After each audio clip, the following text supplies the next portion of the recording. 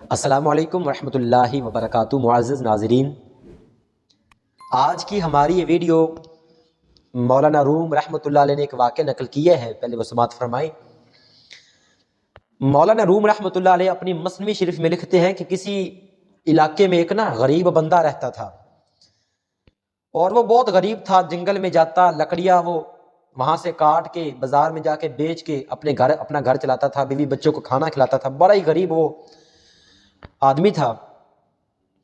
مولانا روم فرماتے ہیں کہ ایک مرتبہ وہ بندہ جنگل میں گیا، اس کی دوستی ہو گئی شیر کے ساتھ، یعنی کہ جو جنگل کا بادشاہ، اس کے ساتھ اس کی دوستی ہو گئی۔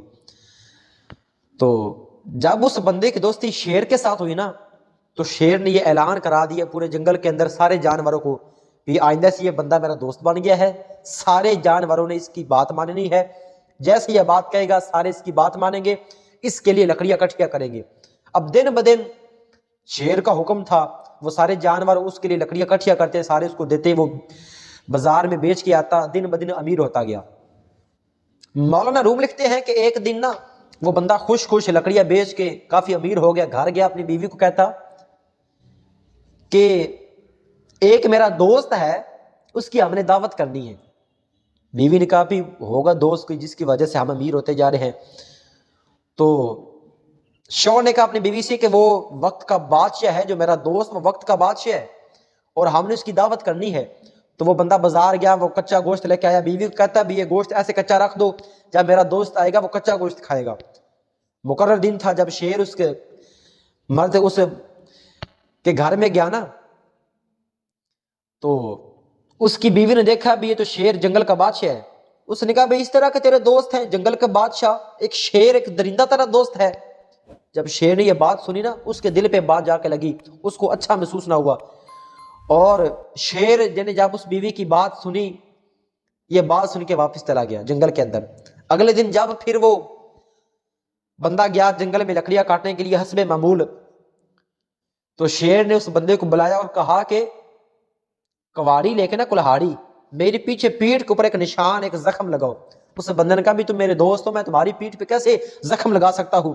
تو شیر کہنے لگا بات مان جاؤ، میں جنگل کا بادشاہ ہوں تو میں تجھے ویسے ہی ختم کر ڈالوں گا، جیسے میں کہہ رہا ہوں تم نے ویسے کام کرنا ہے۔ تو لہٰذا اس بندے نے وہ کلہاڑی لی، اس شیر کے پیٹھ کے پیچھے ایک زخم لگایا۔ وقت گزرتا گیا، گزرتا رہا۔ کافی دیر کے بعد، کچھ عرصے کے بعد نا، شیر نے اس بندے کو بلایا، کہا یار کہ ذرا میری پیٹھ پہ دیکھو، جو تو نے زخم لگایا تھا وہ زخم ٹھیک ہو گیا یا نہیں ہوا؟ تو جب بندے نے وہ زخم دیکھا جس جگہ اس نے کلہاڑی ماری تھی نا، تو کہتا زخم تو ٹھیک ہو گیا ہے۔ تو وہ شیر کہنے لگا اس بندے سے بھی جو تو نے زخم لگایا تھا وہ زخم ٹھیک ہو گیا ہے، لیکن اس دن جب تو نے میری دعوت کی تھی، تیری بیوی نے مجھے کچھ الفاظ کہے تھے، آج تک میں تیری بیوی کے وہ الفاظ نہیں بھول سکا، آج بھی میرے دل پہ وہ الفاظ موجود ہے میرے دل کے اندر، اور مجھے وہ تکلیف دیتے ہیں۔ میرے معزز ناظرین، مولانا روم فرماتے ہیں کہ انسان اپنی زبان سے کسی کو کوئی ایسی بات کہہ دے، کسی کے دل پہ لگ جائے، اس کو بری لگے، مر جائے گا وہ بندہ مر جائے گا، لیکن وہ بات کبھی نہیں بھولے گا۔